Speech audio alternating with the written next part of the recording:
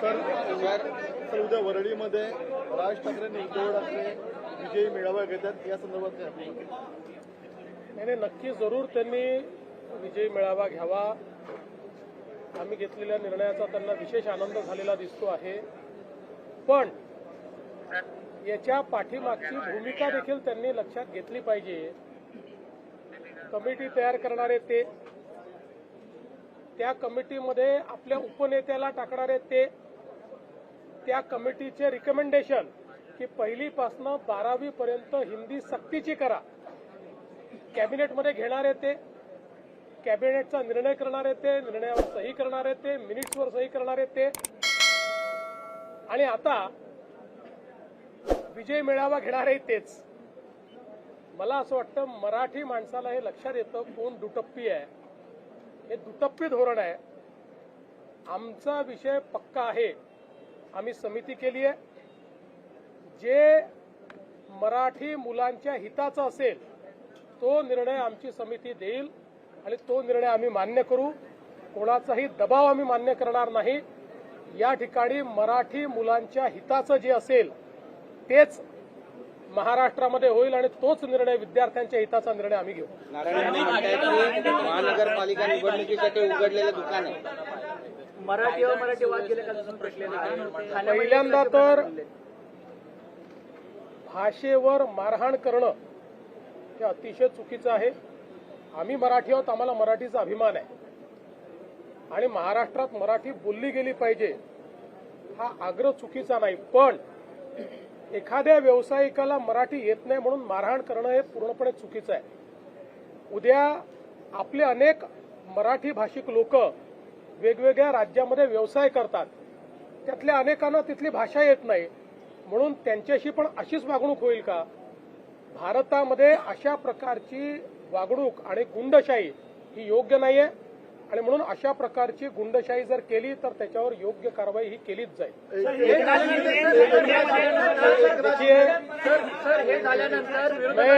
मैं बहुत स्पष्ट शब्दों में बताना चाहता हूं, महाराष्ट्र में मराठी भाषा का अभिमान रखना ये कोई गलत बात नहीं है, लेकिन भाषा के चलते अगर कोई गुंडागर्दी करेगा तो इसको हम सहन नहीं करने वाले.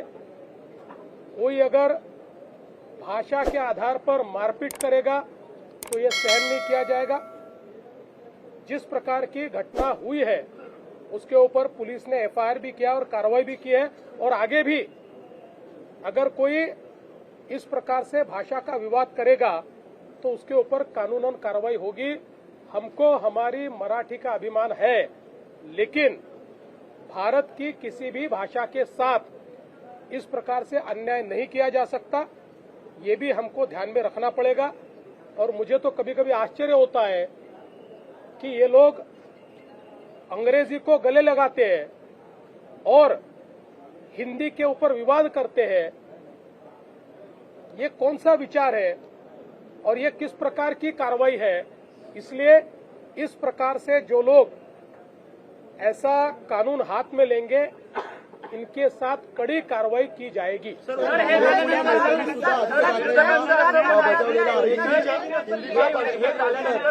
असं म्हणणं आहे की हा वाद एकनाथ शिंदे यांनी जय महाराष्ट्र जय गुजरात म्हटलं. व्यापाऱ्यांचा वादाचा काय अर्थ आहे?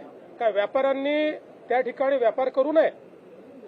एखादा मराठी व्यापारी हा जर आसाममध्ये जाऊन व्यापार करत असेल आणि त्याला जर आसामी भाषा शिकायला वेळ लागला तर काय त्याला आसाममधल्या लोकांनी मारायचं? त्याच्यामुळे हे योग्य नाही आहे. अशा प्रकारे वागणं योग्य नाही. खरा अभिमान असेल ना तर मराठीची सेवा करा. खरा अभिमान असेल मराठी शिकवा. खरा अभिमान असेल क्लासेस चालू करा. खरा अभिमान असेल तर लोकांना मराठी बोलायला प्रवृत्त करा. आणि खरा अभिमान असेल आपल्या मुलांनाही मराठी शिकवा ना, मराठी शाळेत टाका ना. अशा शाळेत का टाकता जिथे मराठी ही तिसरी भाषा आहे? आणि महानगरपालिकेच्या अशा शाळा का सुरू करता की ज्या शाळेमध्ये स्पष्टपणे लिहिलंय मराठी तिसरी भाषा असेल? हे इकडे चालतंय आणि त्या व्यापाऱ्यांना मारताय. हे योग्य नाहीये.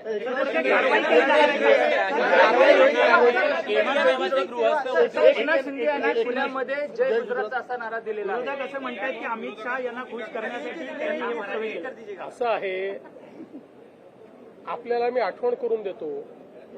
यापूर्वी एकदा चिकोडीला छत्रपती शिवरायांच्या पुतळ्याचं उद्घाटन करताना माननीय शरद पवार साहेब हे जय महाराष्ट्र आणि जय कर्नाटक म्हणाले होते. याचा अर्थ काय?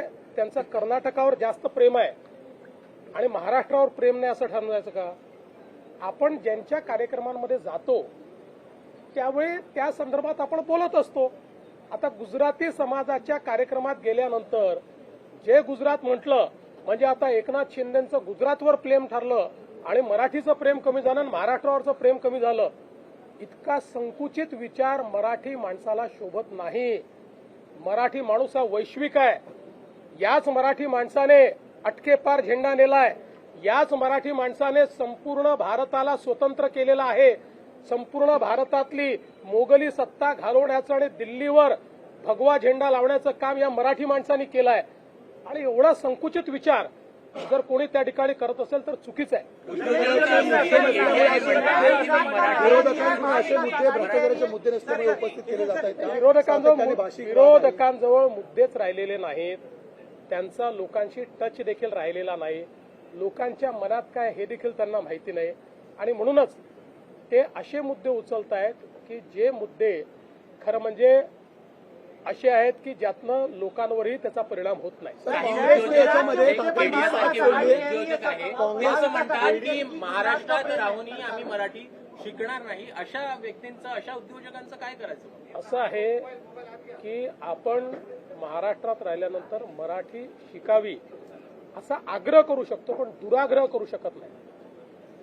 मी उद्या तमिळनाडूमध्ये गेल्यानंतर कोणीही मला हा दुराग्रह करू शकत नाही की मी तमिळ शिकली पाहिजे. मला आवडते तमिळ भाषा, चांगली भाषा आहे, पण मला दुराग्रह नाही करू शकत कोणी. मला जर मराठीत बोलायचं तर मी मराठीत बोलीन, पण मला जर तिथे कोणी दुराग्रह करेल तर ते योग्य असेल का? आपण एका देशात राहतो, भारतात राहतो आपण. हे काही आपले बाजूचे भाषा आणि बाजूचे देश पाकिस्तान नाही आहे, बाजूचे राज्य हे पाकिस्तान नाही आहेत. एवढी संकुचित मनोवृत्ती मराठी माणूस ठेवू शकत नाही. सर, कांग्रेसने ठाकरेंची साथ सोडल्याचं दिसतंय का? गुजरात पर प्रेम है, उनको आप क्या जवाब देंगे? देखिए, मैं याद दिलाना चाहता हूँ, इससे पहले भी चिकोड़ी में जिस समय छत्रपति शिवाजी महाराज के प्रतिमा का अनावरण हो रहा था उस समय आदरणीय शरद पवार जी ने जय महाराष्ट्र जय कर्नाटक कहा था. उसका अर्थ ये होता है क्या कि शरद पवार जी को कर्नाटक ज्यादा प्यारा है और महाराष्ट्र प्यारा नहीं है? हम लोग जहां जाते हैं वहां के लोगों को जो अच्छा लगता है ऐसी बात हम लोग करते हैं, सभी नेता करते हैं. अब गुजराती समाज में जाने के बाद जय महाराष्ट्र और जय गुजरात कहा तो मुझे लगता है कि इसमें इतना बवाल करने की आवश्यकता नहीं है. हम एक भारत के लोग हैं, हम सारे लोग भारतीय हैं. हमको पहला अभिमान महाराष्ट्र का होना चाहिए, पर इसका मतलब ये नहीं है कि दूसरे राज्यों के प्रति हमको कोई गुस्सा हो या उनके प्रति हमारा कोई तिरस्कार हो. अब पाकिस्तान के प्रति तिरस्कार समझा जा सकता है, पर बाजू के राज्यों के प्रति तिरस्कार तो नहीं हो सकता है ना. इसलिए मुझे ये लगता है कि कहीं से भी इस वाक्य के माध्यम से शिंदे जी के महाराष्ट्र प्रेम पर अगर कोई प्रश्न चिन्ह लगाता है तो बहुत संकुचित विचार वो कर रहा है. काँग्रेसचे नेते उदित राज यांनी सुद्धा याचवरून आदित्य ठाकरेंना सुनावलंय की तुम्ही सातत्याने या भाषिक वादावरती राजकारण केलेलं आहे, तुमची मुलं मात्र इतर शाळांमध्ये शिकतात. काँग्रेसचे नेते उदित राज ते काय बोलले मला माहिती नाही. नाना पटोले म्हणतात की गुजरातचे जे नेते त्यांचा दबाव आहे महाराष्ट्राच्या नेत्यांवर. डर का माहौल है, उन्हें क्या कैसे आश्वासन देंगे? नाना मीरा रोड की घटना के बाद कुछ लोग देखिए, मीरा रोड की घटना के तुरंत बाद एफआईआर भी दाखिल हुआ और कार्रवाई भी हुई है. इस प्रकार से कोई भाषा के आधार पर गुंडागर्दी करेंगे तो हमारी सरकार उनको छोड़ेगी नहीं, उनके ऊपर कार्रवाई करेगी. मैं वापस कह रहा हूं, स्वभाषा का अभिमान होना चाहिए, मातृभाषा का अभिमान होना चाहिए, पर उसको आगे करके अगर कोई गुंडागर्दी करेगा तो सहन नहीं किया जाएगा. नाना पटोले ज्या पद्धतीने म्हणतात गुजरातच्या नेत्यांचा दबाव आहे महाराष्ट्राच्या नेत्यांवरती, म्हणून नाना पटोलेंना दिल्लीच्या दबावाची सवय आहे, सोनियाजींच्या राहुलजींच्या दबावाची सवय आहे. त्याच्यामुळे त्यांना सगळीकडे असाच दबाव दिसतो. मी त्यांना सांगू इच्छितो, ही काँग्रेस नाही, ही भाजप आहे. कामगारांच्या संदर्भातला एक पत्रकाराचा विषय मांडला होता की त्याच्यामध्ये सातारामधले जे व्यक्ती आहे माथाडी कामगारांनी ते करोडो रुपयांची प्रॉपर्टी केलेली दिसून आले. पैसे त्यामध्ये मोठ्या प्रमाणामध्ये घेतले गेलेले आहेत. त्याची तक्रार सुद्धा दाखल झाली. इन्क्वायरी कशा स्वरूपात झाली, काय असेल? हे असं आहे की आत्ता माझ्याकडे त्याची पूर्ण माहिती नाही, पण प्रवीण दटकेंनी जे मांडलेलं आहे त्याची माहिती घेऊन निश्चित असं कोणी केलं असेल तर त्याच्यावर कारवाई केली जाईल. देण्यात यावी अशी मागणी होती. मराठी लोगों का तूफान खड़ा होगा और सरकार को अरे भाई उनके मन में एक प्रकार से ये भावना है कि वही मराठी है. वो मराठी थोड़ी है, हम भी मराठी है. हमको भी मराठी चुनकर देते हैं. हमको जो इतने वोट मिले 51% मराठी लोगों ने वोट दिए है. इसलिए केवल वो मराठी नहीं है, उनमें मन से संशय निकाल देना चाहिए. मराठी हमारे पीछे है और हमारे साथ रहेंगे. तुमच्यासोबत चर्चा करत होते 2014 मध्ये सुद्धा युतीमध्ये आणि 2016-17 भाजप सोबत जाण्याचा निर्णय अंतिम टप्प्यात झालेला होता. सुनील तटकरे असं म्हणत आहेत आज. ते खरंच आहे. सर, आपल्या रुग्णालयामध्ये 11,500 बेड्स आहेत जे रिकामी सरकारची असतात. भूमिका अतिशय स्पष्ट आहे. शक्तीपीठ महामार्ग आम्ही करणार आहोत. या संदर्भात जे अडचणीचे मुद्दे आहेत त्या चर्चेतनं मार्ग काढणार आहोत. आणि आत्ता मी आपल्याला सांगतो की जे काही मला संकेत मिळत आहेत त्यात सांगलीपर्यंत तर जवळपास 60 ते 70% जागा बिना कुठल्या आंदोलनाची आम्हाला मिळेल. 20-30% जागेकरता आम्हाला थोडी चर्चा करावी लागेल आणि ज्या काही शंका आहेत शेतकऱ्यांच्या त्या आम्हाला दूर कराव्या लागतील, त्या आम्ही दूर करू. कोल्हापूरच्या संदर्भातली जी काही अलाइनमेंट आहे त्या संदर्भात आमचा कुठली बेस्ट अलाइनमेंट असेल असा आमचा प्रयत्न चाललेला आहे. कोल्हापूरमध्येही आता मोठ्या प्रमाणात लोक आम्हाला भेटत आहेत, जमीन घ्या म्हणून म्हणतायत, तशी निवेदनं देत आहेत. त्यामुळे शक्तीपीठ मार्ग हा काही देवेंद्र फडणवीस, एकनाथ शिंदे किंवा अजित पवार यांचा इगो सॅटिस्फाय करण्याकरता करायचा नाही आहे. हा मार्ग मराठवाडा आणि राज्यातले सगळे दुष्काळी जिल्हे यांच्याकरता वरदान ठरणार आहे. मोठ्या प्रमाणात पर्यटनातनं रोजगाराची निर्मिती आणि जसं मी सांगितलं की शक्तीपीठ महामार्गामध्ये प्रत्येक 100 किलोमीटरमध्ये 500 ते 1000 शेततळी आम्ही तयार करणार आहोत. सगळ्या जेवढे नाले आहेत या नाल्यांना ब्रिज कम बंधारा आम्ही तयार करणार आहोत. त्यामुळे जलसंवर्धनाचा देखील हा महामार्ग असेल. मोठ्या प्रमाणात याच्यातनं सौर ऊर्जेची निर्मिती आम्ही करणार आहोत.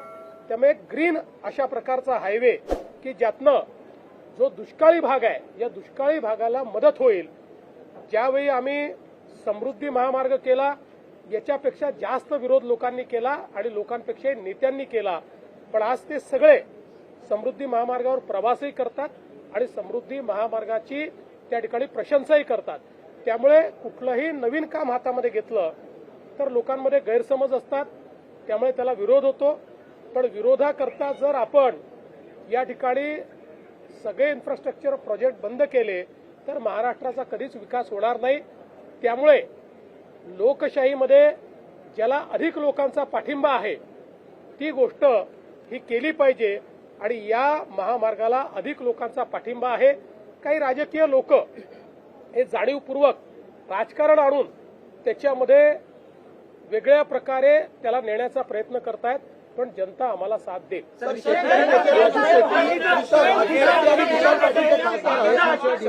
बाबत जेव्हा लोकशाही संवाद चर्चा सुरू होती त्यांनी सांगितलं की मुख्यमंत्र्यांनी आमच्याशी चर्चा करावी, शेतकऱ्यांची चर्चा करावी, आमचाही या महामार्गाला पाठिंबा असेल. तुम्ही वेळ देणार का? पाठिंबा देणाऱ्या सगळ्यांना आम्ही वेळ देऊ आणि जे विरोधात आहेत त्यांचे म्हणणं ऐकून. सर, विषय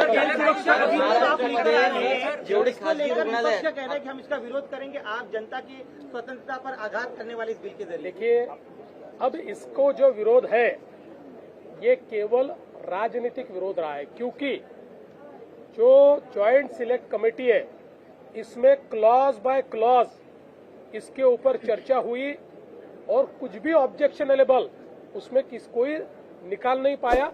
हाँ, कुछ 2-3 उन्होंने चेंजेस मांगे थे वो कर दिए हमने. इसलिए अब ज्वाइंट सिलेक्ट कमेटी ने एक मत से दिया है. एक भी ज्वाइंट सिलेक्ट कमेटी में इसका जो रिपोर्ट आया है उसमें एक भी डिसेंट नोट नहीं है. There is no dissent note. इसलिए हम लोग इसको लाएंगे और इसको मंजूर करेंगे.